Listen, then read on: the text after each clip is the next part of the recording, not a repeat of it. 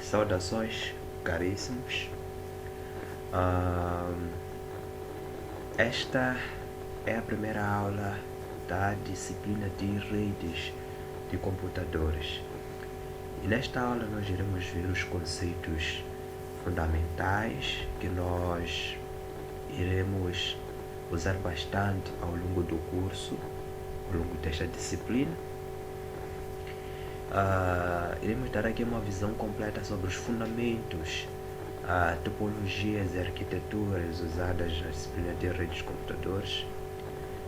Iremos falar de alguns modelos de referência que são usados, a arquitetura e alguns equipamentos que são usados, incluindo também o endereçamento IPv4. Nós iremos discutir aqui nessa disciplina.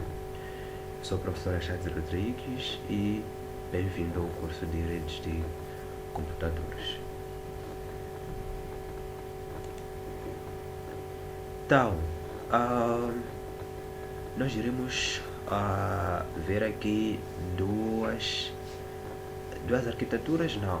A arquitetura, no caso, será a arquitetura que nós iremos ver no próximo slide.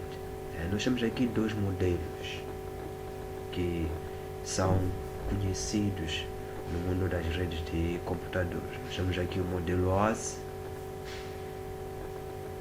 e o modelo TCP/IP. O modelo OSI é um modelo composto por 7 camadas. Temos a camada física, a camada de lance, a camada de rede, a camada de transporte, a camada de sessão, a camada de apresentação e, por fim, a camada de aplicação. Na camada física, nós encontramos os cabos, não é?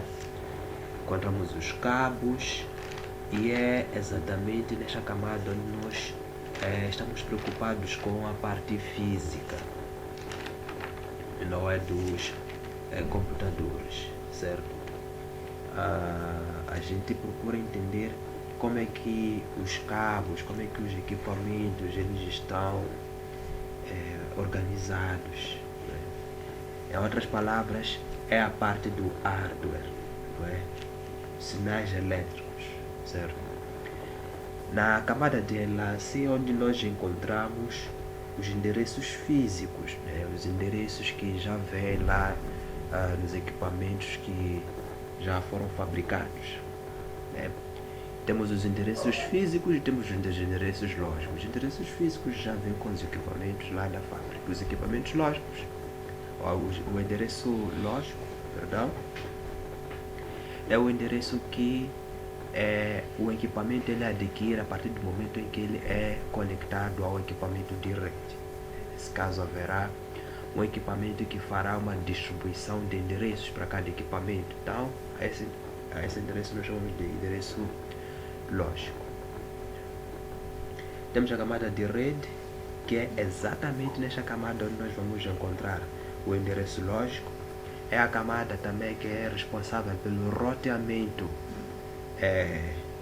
na rede, não é? Nesse caso, o roteamento está relacionado com a análise de rotas, ou seja, procuramos entender como é que os dados trafegam na rede, a que velocidade é que os dados trafegam na rede, né? Então, tudo que tem a ver com rotas e os endereços lógicos nós estudamos na camada de rede. Na camada de transporte, trabalhamos aqui com a entrega de dados, bem como as portas, certo? Na camada de sessão, nós trabalhamos com sessões entre hosts, né?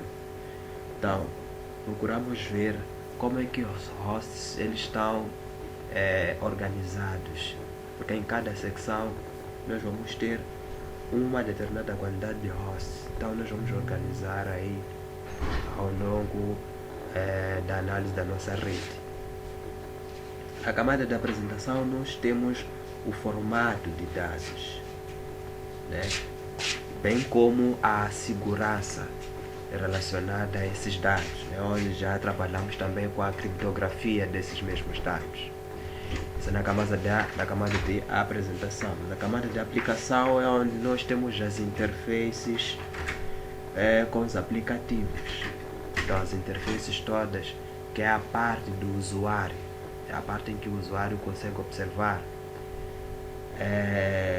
está na camada de aplicação, né, que é a parte das interfaces. Agora, depois temos um outro modelo que nós chamamos de TCP/IP, que será o coração desta disciplina de redes de computadores. Então, o modelo TCP/IP é um modelo que nós iremos trabalhar bastante com ele ao longo dessa disciplina, certo? Ao contrário, ou diferente do modelo OSI, o modelo TCP/IP ele possui 4 camadas: a camada de aplicação, a camada de transporte, a camada de internet e a camada de acesso à rede, certo? A camada de aplicação em TCP/IP equivale a 3 camadas do modelo OSI. Ou seja, a camada de aplicação é a junção da camada de aplicação, apresentação e sessão. Essas 3 camadas para o modelo TCP/IP formam a camada de aplicação. E existem aqui alguns protocolos que nós usamos para trabalhar na camada de aplicação. Temos o HTTP, temos o HTTP é quando nós já estivemos a trabalhar com algumas configurações na web, certo? O FTP, né, está relacionado com a configuração, bem como o tratamento dos cabos, né? Depois temos DNS, o DNS, temos o SMTP, temos o SSH, também temos a parte de resolução de problemas relacionados a nomes, né, que é um tema que veremos lá mais para frente nesta disciplina. E a camada de transporte no modelo OSI é equivalente ao modelo de transporte no modelo TCP/IP, que basicamente aqui trabalhamos com o protocolo TCP e UDP. Então é aqui onde já entra as questões relacionadas a QoS, né, Quality of Services, que é qualidade de serviço, que é procurar saber como é que os dados, como é que a entrega dos dados ela é feita, certo? Bem como as portas, como é que qual é o desempenho dessas portas, qual é o desempenho da entrega desses dados na rede, certo? Então a gente estuda isso na camada de transporte. Camada de internet, que é o que no modelo OSI nós chamamos de camada de rede, é onde já encontramos aqui os protocolos IP, lembrando que internet é um tipo de rede, certo? Então encontramos aqui o IP, que são os protocolos que nós usamos bastante aqui na camada de rede, né? Temos o IP, o ICMP e o ARP. E por último temos aqui a camada de acesso à rede, que corresponde à camada de enlace e à camada física.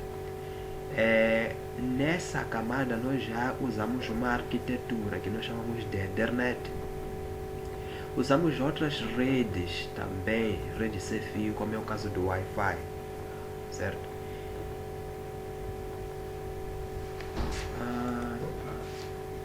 Então, conforme eu havia explicado, cada camada do modelo OSI, nós, conforme eu estava a explicar aqui, para cada camada do modelo OSI, que a camada física é a parte dos cabos, a parte dos equipamentos, certo? A camada de enlace é a camada que está relacionada com o endereço físico, certo? Nesse caso, o endereço dos equipamentos. Vou falar aqui dos switches, do Ethernet. A camada de rede, eu vou falar dos roteadores, que é onde haverá a distribuição dos endereços lógicos, certo? Trabalharemos também com o roteamento, certo?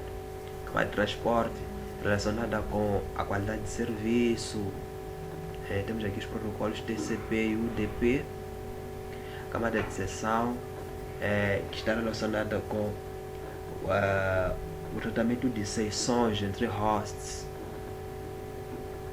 certo? A camada de apresentação, que é a camada que está relacionada ao formato dos dados, a segurança dos dados, a codificação dos dados. E a camada de aplicação, que é a parte da visão do usuário, a parte das interfaces, certo? Que é onde nós temos aqui alguns protocolos, HTTP, FTP, SMTP e DNS, certo?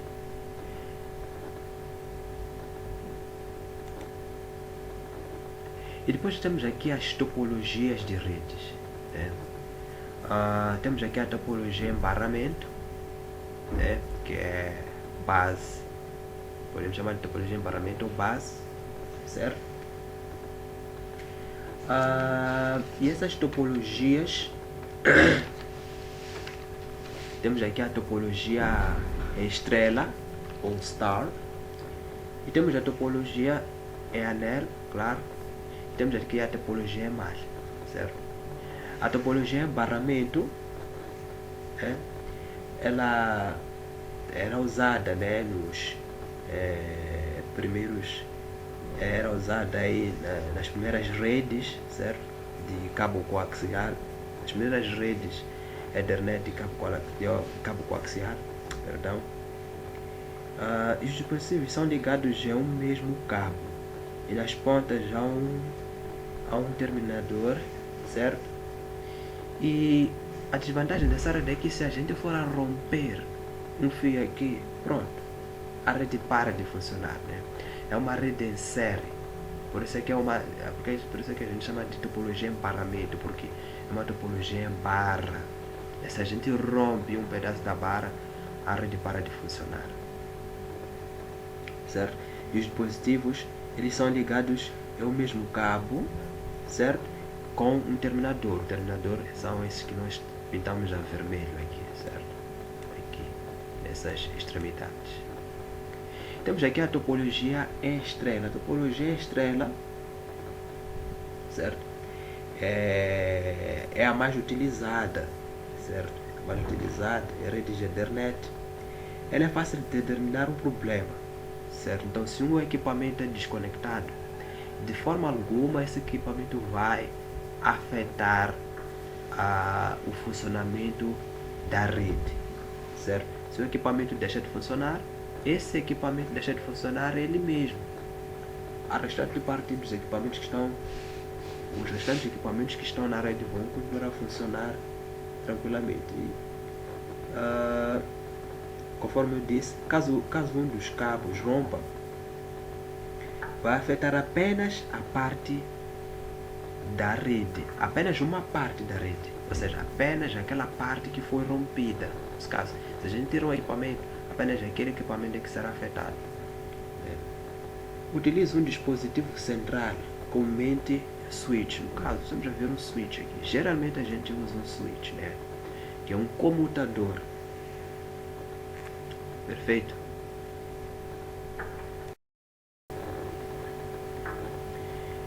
E temos aqui a topologia anel, certo? A topologia anel, como é que ela funciona? Ela é usada em rede de fibra óptica, certo? Muitas das vezes é uma rede de fibra. Dois anéis são implementados para que haja redundância, né? Como o anel deve ser completo, a quantidade de cabo usado pode ser alta, certo? Então, a desvantagem nesse tipo de topologia é que, nesse caso, se a gente for a desligar um equipamento, de certa forma pode afetar os restantes equipamentos, porque é anel, estão todos os equipamentos interligados, né? O anel, dados circulam é anel, token ring, ou seja, se um dado passa daqui desse equipamento, vai passar para os demais. Então, se um equipamento é afetado, os outros equipamentos podem ser afetados, de certa forma, é um anel, certo? E por último temos aqui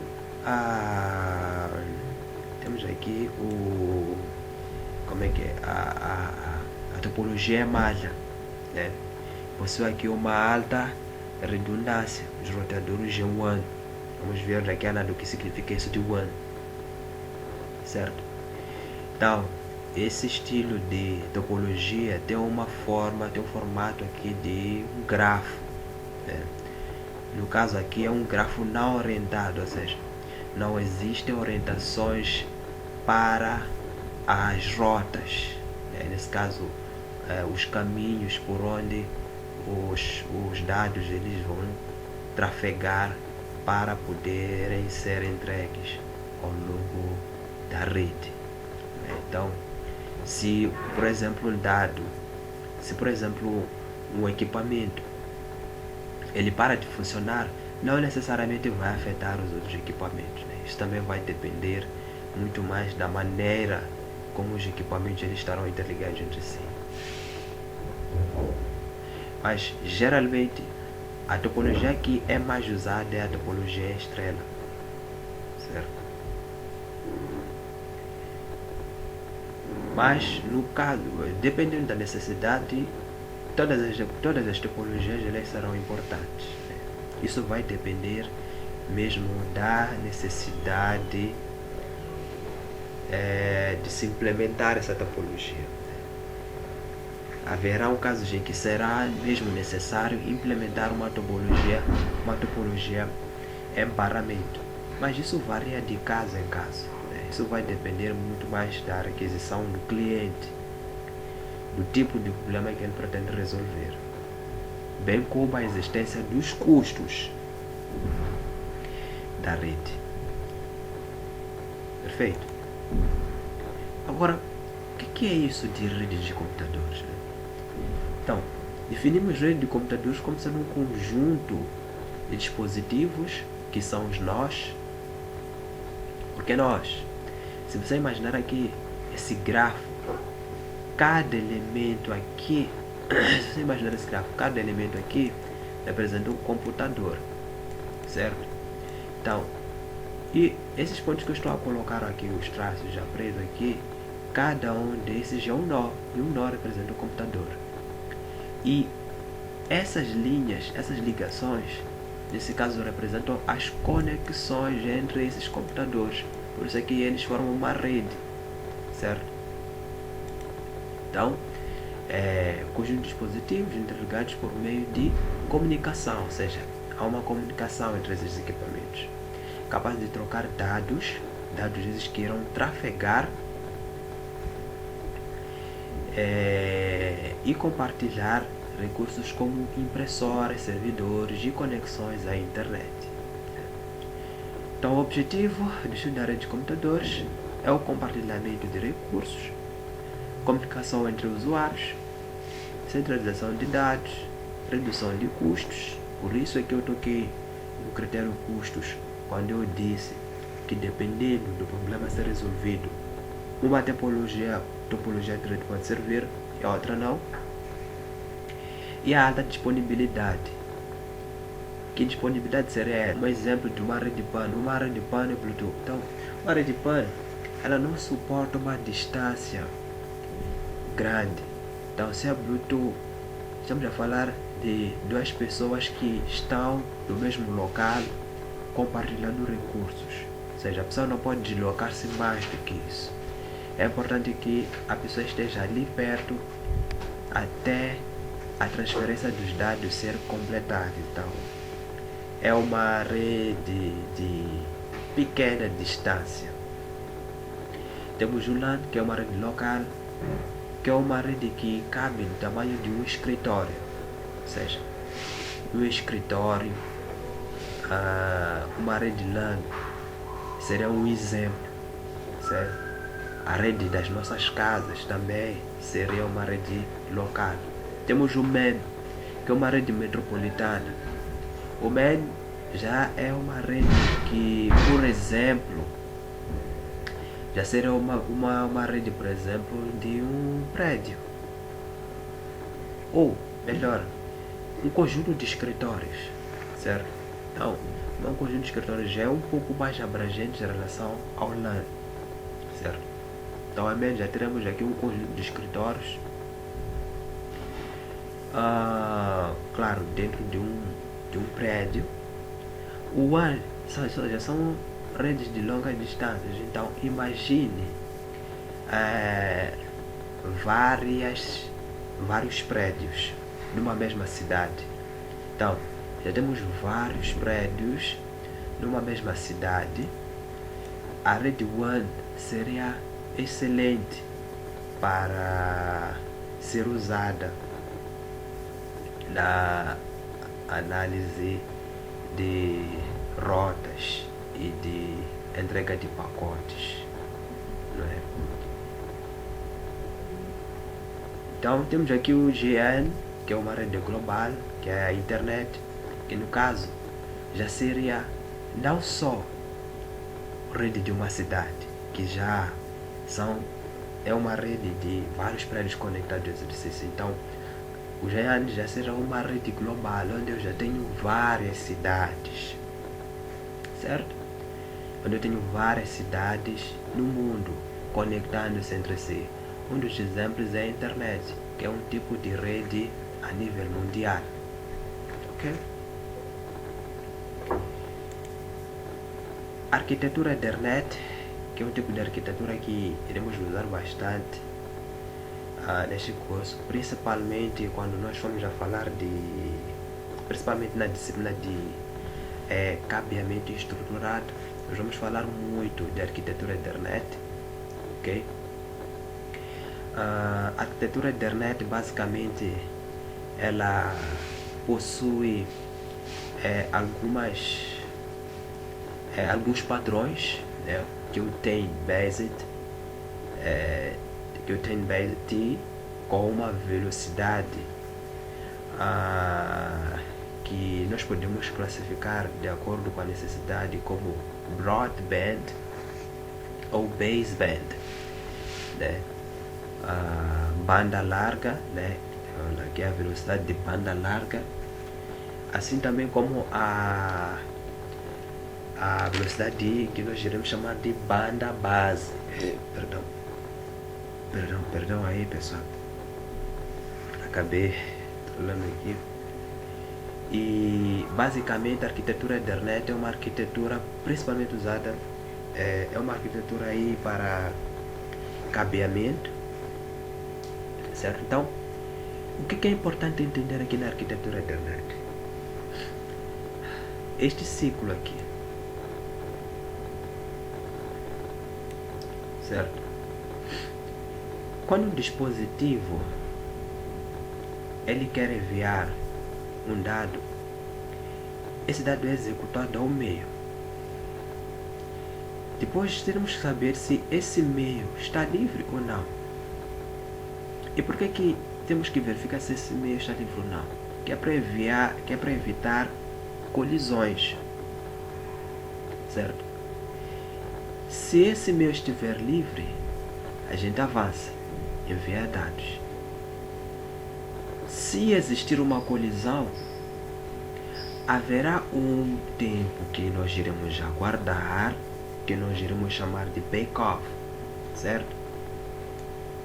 Bake-off, aqui, que é o tempo que vai ser levado para aguardar, é um tempo aleatório, que será um tempo aleatório, né, que será usado, é o tempo de espera, certo?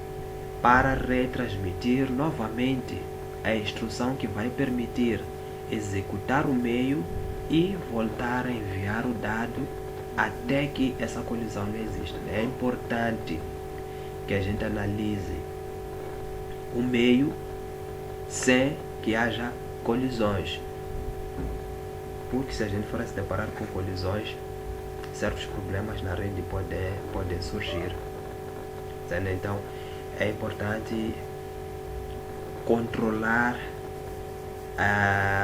o acesso ao meio durante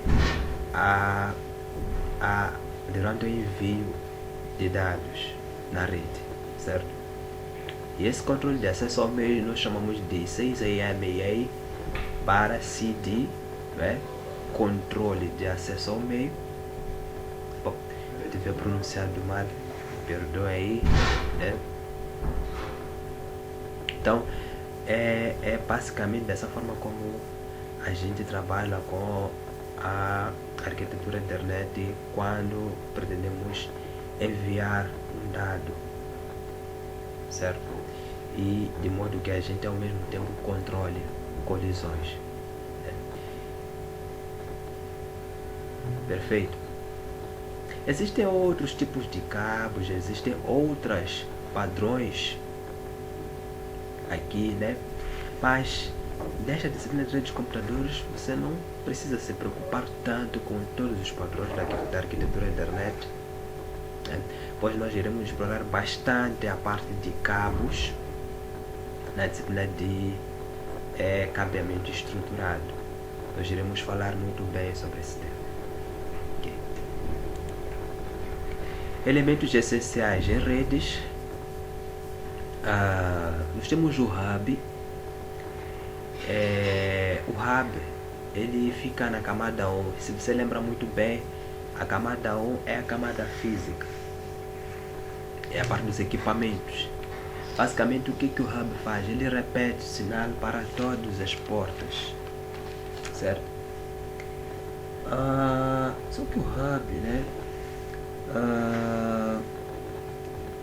O hub já não é muito usado assim. É um equipamento importante, mas não é assim tão comumente usado. E o hub, ele é um dispositivo que interliga os dispositivos ou interliga diferentes equipamentos na rede, certo? É um equipamento aí muito importante. Redes, computadores. Então, eu só não consegui trazer aqui as imagens, mas achei importante que vocês entendessem como é que funciona a disposição de uma rede e quais são os elementos principais e essenciais para a construção de uma rede de computadores. O switch, que é o computador, ele está na segunda camada, que tem como objetivo o envio por um endereço MAC. MAC é um tipo de endereçamento, né? Temos o endereçamento IP, temos nesse caso o IPv4, né? E temos o endereçamento MAC. Vamos ver daqui a nada quando vamos falar de endereçamento.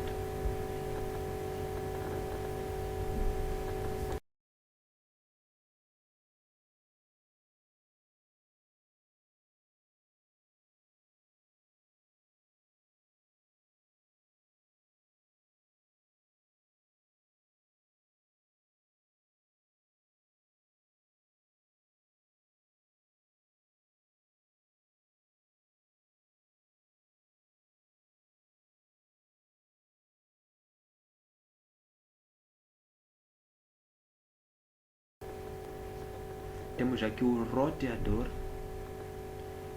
equipamento relacionado com o roteamento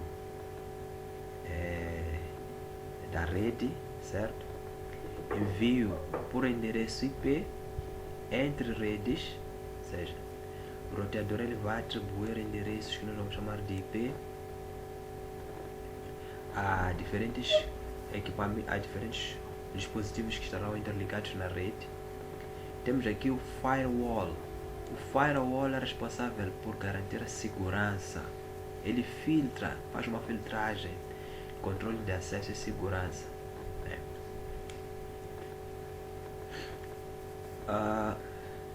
Perdoe.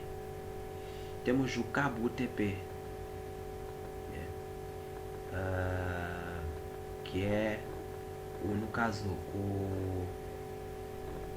o par trançado, como é o caso do Cat5a. Temos o Cat6, que gera em torno de uma velocidade de 1 GB por segundo a 10 GB por segundo. Temos a fibra ótica, que também é um equipamento importante. Ele possui uma alta velocidade de longa distância e é imune ao MI, certo? Temos o Access Point, né?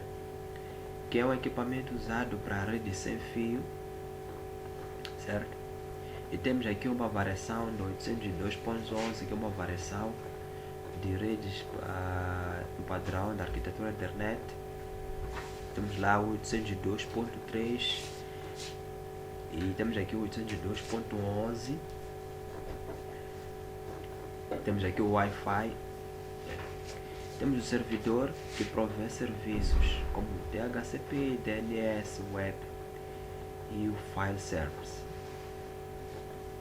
Depois temos aqui alguns serviços, né, como é o IP ou Subnet, que é responsável por endereçamento lógico e segmentação de redes.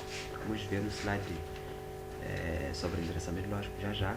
Vamos ver como é que funciona essa parte de endereçamento lógico.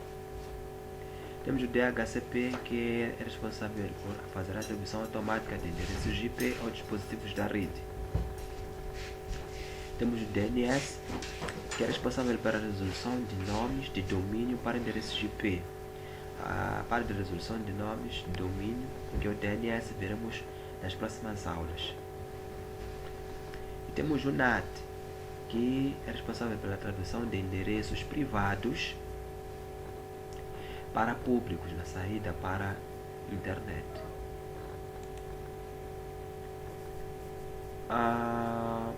Vamos isso aqui? Acho que não. Endereçamento. Então, nós temos aqui o endereçamento MAC e o endereçamento IP, né? O endereçamento MAC, ele usa a base hexadecimal, ou seja, ele varia de 0 até F, que hexadecimal é 15. Ele possui 48 bits, ou seja, se tem 48 bits, esses bits eles estarão divididos em octetos. No caso, teremos aqui 6 octetos, certo? O que significa que cada octeto vai ter, no caso, aqui temos 48 bits e cada, ok, é isso mesmo. Então temos aqui 48 bits e 6 octetos de hexadecimal, que significa que cada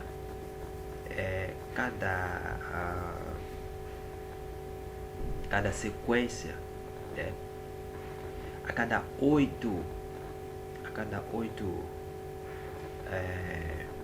cada octeto, no caso, nós vamos ter aqui uma certa quantidade de bits, e ao somar todos esses bits nós teremos uma certa quantidade de 48 bits, existindo bits que correspondem à rede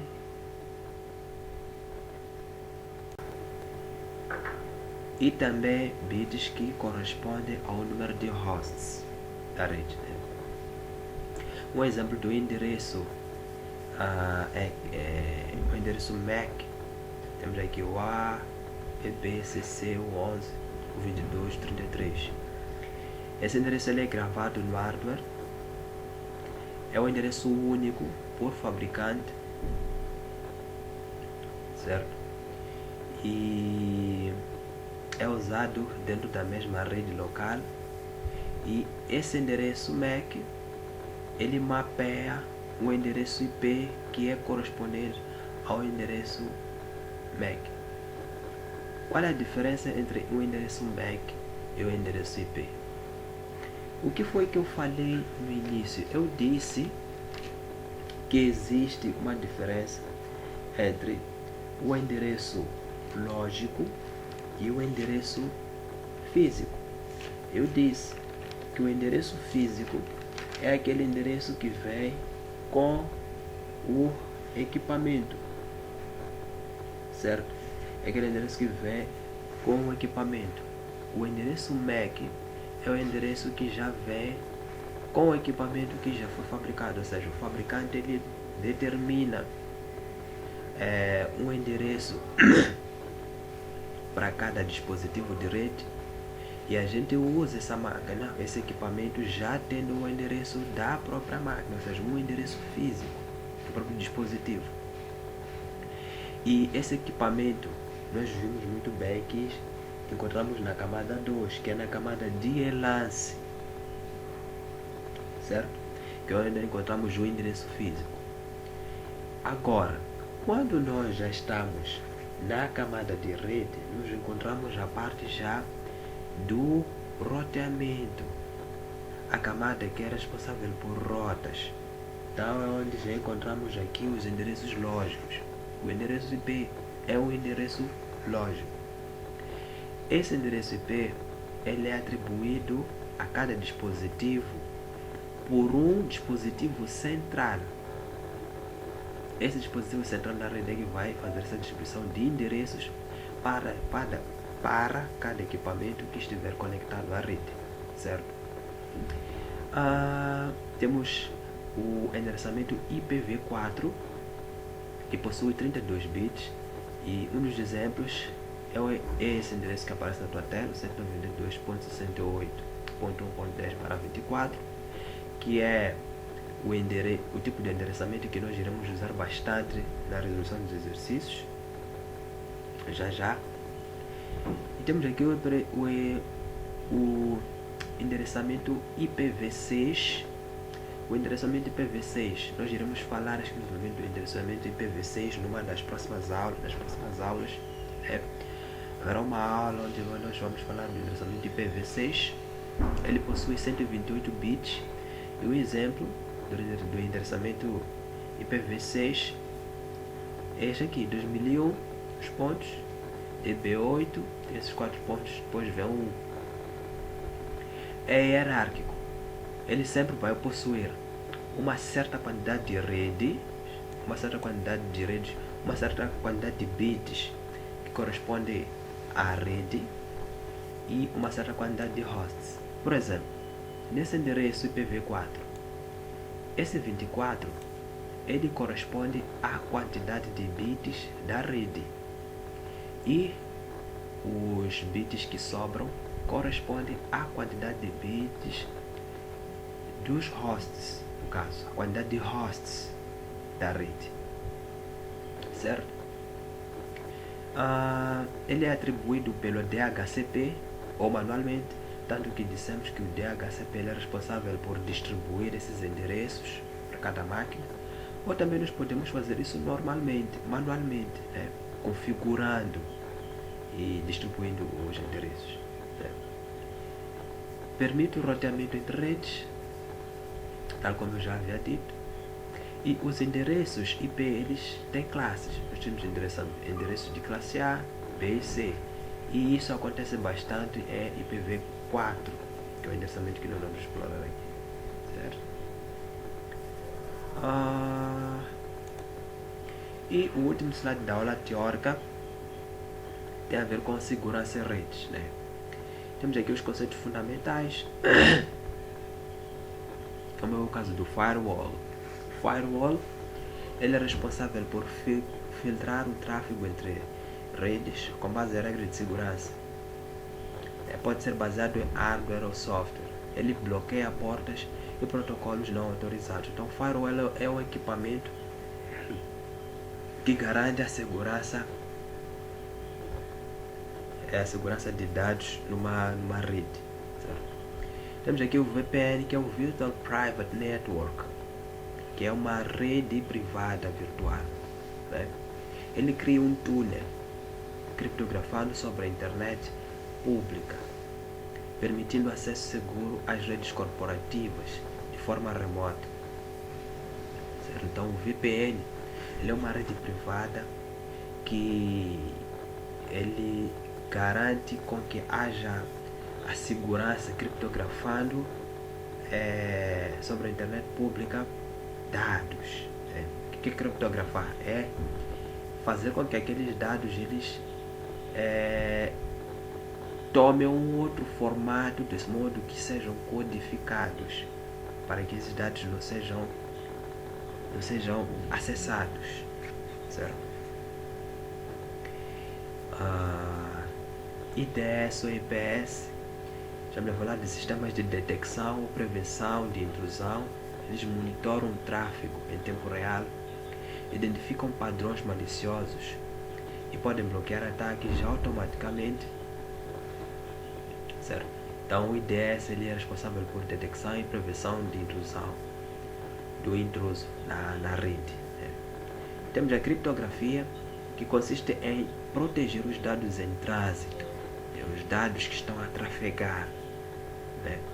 Para isso a gente usa o TLS, o SSL e a repouso, e garante a confidencialidade, integridade e autenticidade das comunicações à rede. Certo? Temos a VLAN, que é uma LAN virtual. Já vimos o que é LAN, é uma rede local. No caso, a VLAN é uma rede local virtual, certo? Que tem como a função garantir a segmentação lógica de redes dentro de um mesmo switch físico e isola domínios de broadcast, certo? O broadcast, no caso, ele é o último endereço dentro de uma faixa de endereços. Então a gente tem uma faixa de endereços, então o último endereço nós chamamos de broadcast. Durante a resolução dos exercícios vamos de ver com mais calma o que é isso. E melhora a segurança entre departamentos. E por fim temos aqui a autenticação.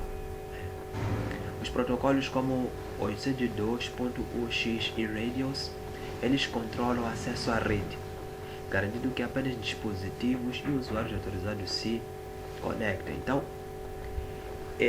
a autenticação ela dá acesso somente aos que têm a possibilidade de acessar a rede, por questões de segurança, mas também ele restringe o acesso a intrusos possíveis futuros que não estão autorizados a acessar a rede. Então, esses todos os conceitos eles são muito importantes, certo? Alguns vêm em forma de software, outros em forma de hardware. O firewall é um equipamento de hardware da rede. Ele ajuda bastante a garantir a segurança de uma rede. O VPN é um software, onde o software VPN pode ser usado bastante em rede. Temos o IDS, temos alguns algoritmos de criptografia, temos as redes locais virtuais que também podemos usar para segmentar para a gente segmentar redes no mesmo switch. E temos a autenticação, que é a gente dar autorização a um grupo de profissionais que estão autorizados a aceder à configuração da rede, bem como a manutenção dos equipamentos que fazem parte da rede. E também temos aqui o poder de restringir o acesso a alguns, certo? Então, agora vamos para a aula de resolução de exercícios.